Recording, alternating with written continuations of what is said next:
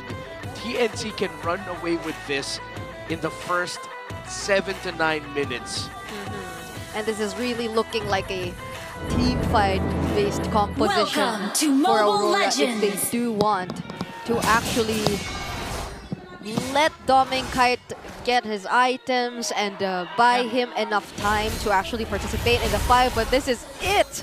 This is game number 3 and the deciding match between these two teams who we've been looking forward to go up against each other for the longest time. So let's see how it goes. So far it's been a really patient early game, even between the mid duos so far. But look at Kozen. Even the first 2 games, it was relatively slow. Apart from game number 1, where TNC had an early engage with with the Yaoi Jawhead, but this time, this is actually again the first time Renegade and Yaoi will battle it out in the Land of Dawn. So far, Yaoi has used up Cho 2 times 1-1, looking to extend that win streak with the Cho to 2 games.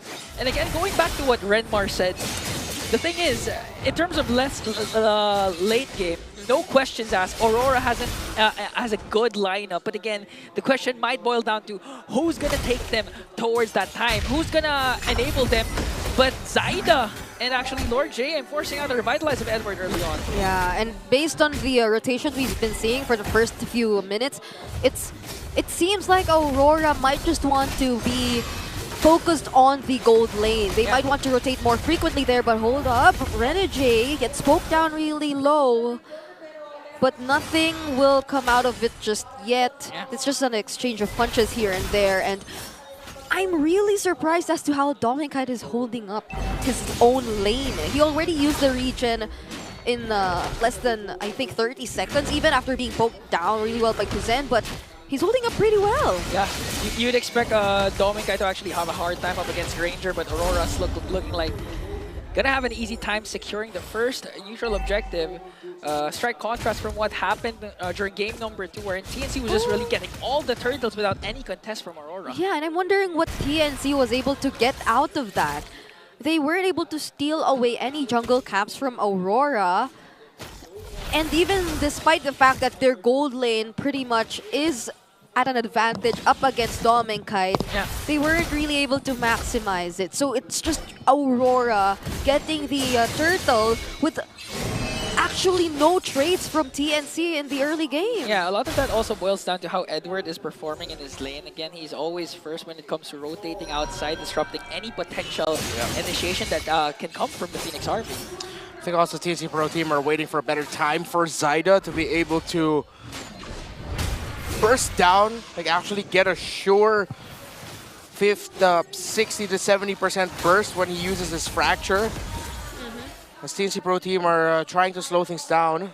It's not, they're somewhat allowing Aurora to set the tempo here.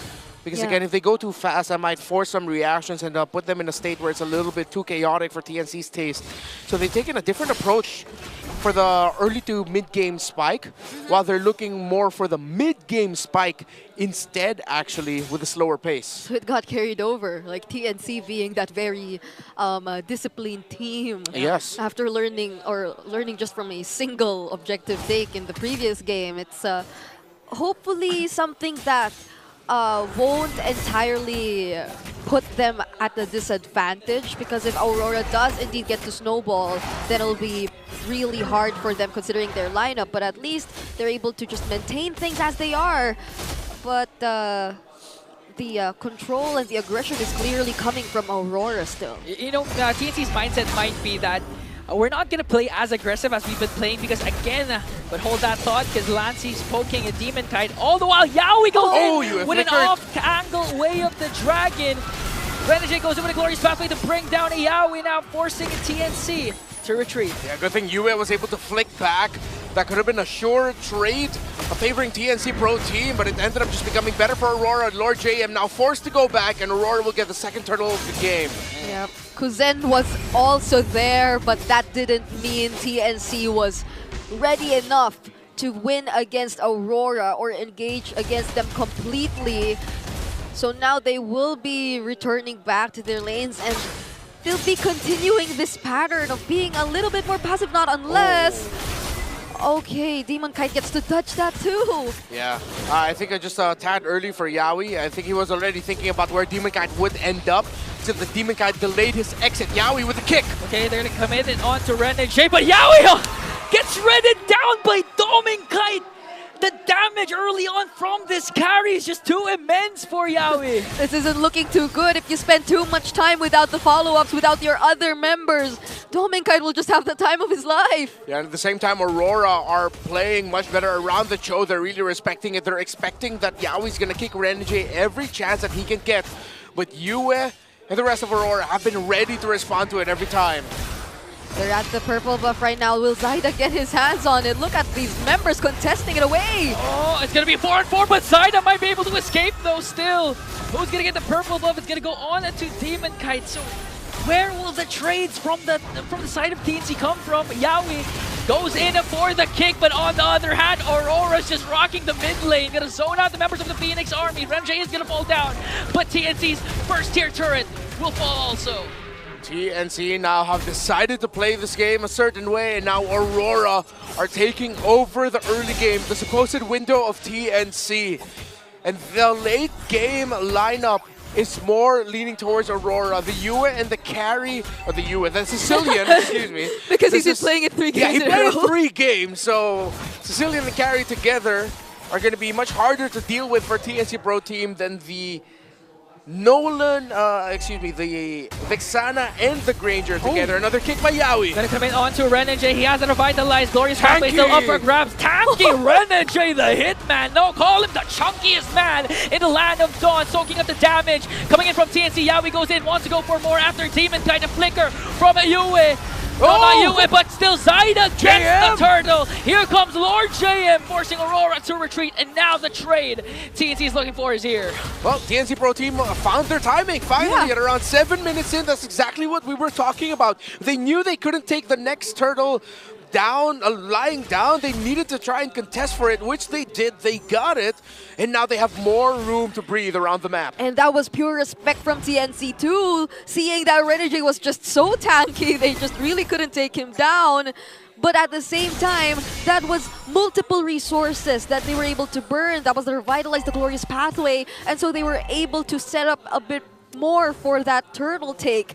But let's see now, because it's still Aurora getting the better conversions, getting the turret objectives away from TNC compared to them. All right, let's see where the Nolan is at. Already at a Hunter Strike, on the way to the second item. Already 2 for the Suyo with the War Axe and the Hunter Strike as well. Kozen already built up to a Malefic Roar and also has a Sky Piercer, so that's 3 core items for this Granger. Definitely TNC are online, and look to seeing them being more aggressive and to really trying to win trade-offs. As Lord JM also just built up an anti-Cuirass. Yeah, although this is the moment where they have to get past Edward too, since he's already being part of the rotations. Yeah, because of what Edward has been doing, Yao is forced to go for those off angles just to make sure to try and reach for the backlines.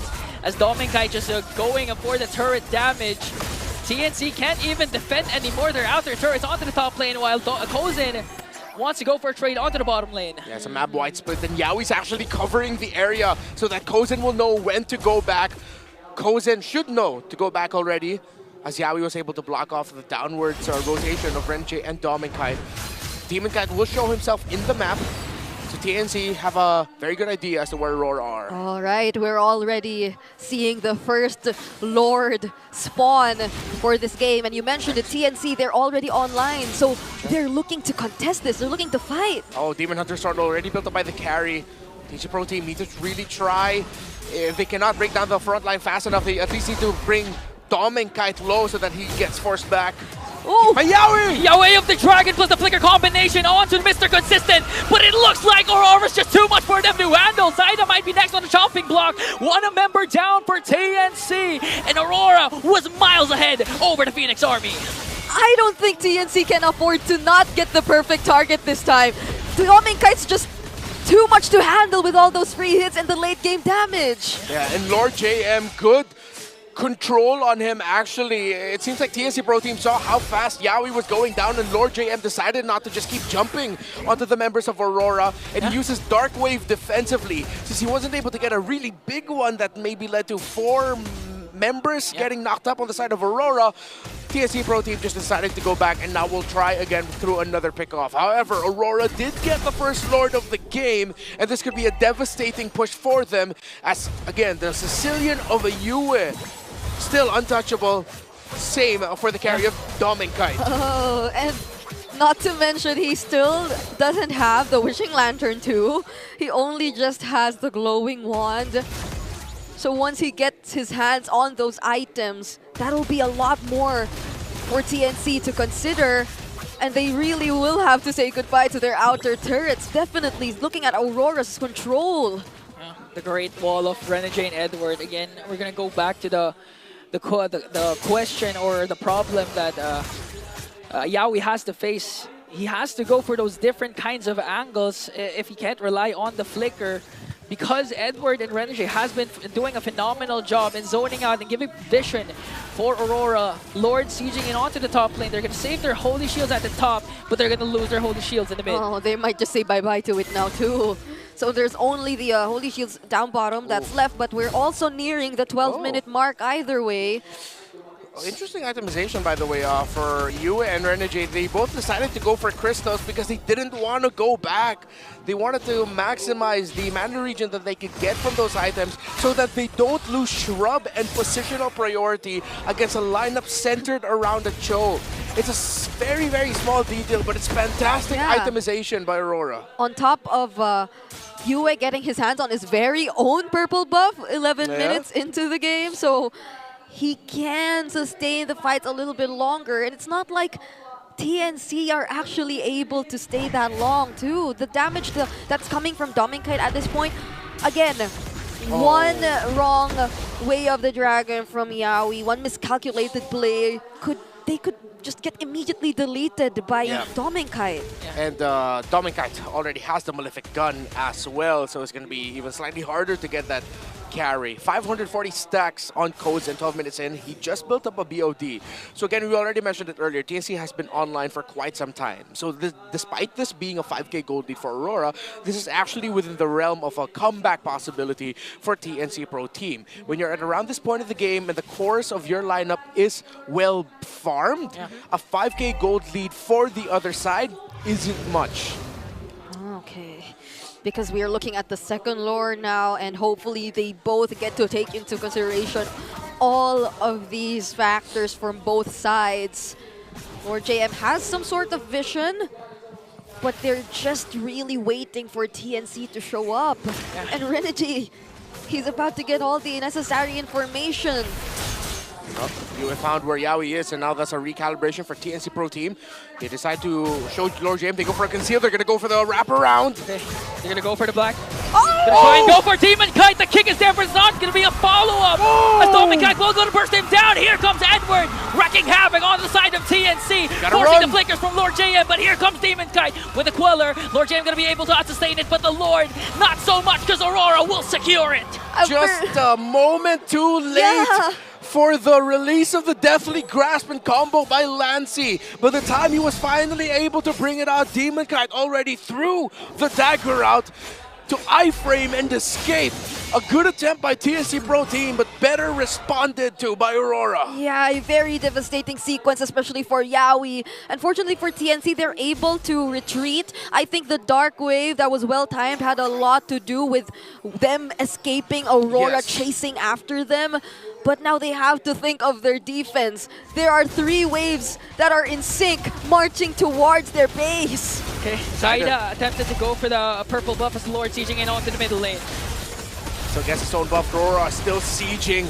Relentless as they are, they're waiting for the minion waves. Team Shield for Edward and TNC are still holding. Aurora taking the very disciplined route. I don't think Dominkite ever had to use his Purify just yet. In this entire game. No one's able to reach him. Yeah. There's 5 things untouchable on the side of Aurora. Demon Kite, Dominkite, Yue, Edward, and Dominkite's Purify. No one gets to be taken down at all. But now, at least for TNC, they still have 2 base turrets that are currently intact. And this is discipline coming from Aurora as well. Yeah. They will not force anything just yet. They might just be playing this by the book and waiting for the next objective. Because again, it's all gonna boil down to what Renmar has been saying. The 5K gold lead, not so much, as long as TNC, their cores, have sufficient enough items, can hold on long enough. Lord JM and maybe Yaoi can soak up the damage, be the sandbag for a counterplay coming in from TNC. So one mistake can turn things around for Aurora, but can it also turn things around for TNC? Yeah, and another thing that we're seeing is as long as Yaoi doesn't get the right angle or they get the right pick off, Lord JM doesn't go aggressive, and they have to keep holding on to that mentality. Lord JM don't fully go and commit up until they immediately get the -1. Once that happens, that's when he can be aggressive as a Phoveus. Again, this is a flicker Phoveus, not a vengeance Phoveus. Yeah. It's a flicker meant for the counter set and being able to maximize the dark wave and the crowd control he gets from that. Yeah, still, very pick-off dependent RTNC. Yeah, this is a different kind of lineup and playstyle we're supposed to see from them. It's not Yaoi and Lord JM getting to engage together at the same time, or Lord JM having his very own openings, or having the capability to just look for members from Aurora and set things up compared to earlier when he was on the Badang. So they have to be a little more patient in terms of the decisions that they will be doing this time. And the third Lord has finally spawned. This is the Enhanced Lord, if I'm not mistaken, still. Yeah. So TNC really has to be careful. They lost 1 base turret too already. Oh, they're gonna burst it down.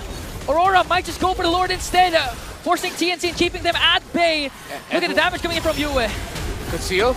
Edward's positioning so good. Yeah, we goes in! With the way of the dragon, but Demon Kite survives as he also secures the Lord. Goes in, forced to back away. Hunting season for Aurora. Edward was able to escape. No casualties for Aurora and TNC. They will lose too.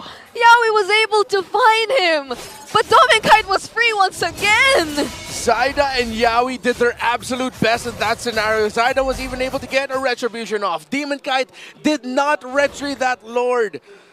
It was his second skill that helped secured it.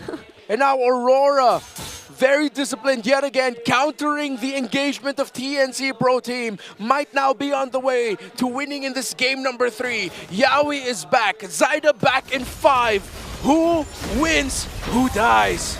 Lord sieging in onto the middle lane. Renegade goes in with a glorious pathway, but Lassie counters out with a deadly grasp. They're able to out-sustain the damage coming in from Aurora, but the Lord still on there. Yue flickers in even for the Sanguine Gloves. They're going for the base, and it's all over!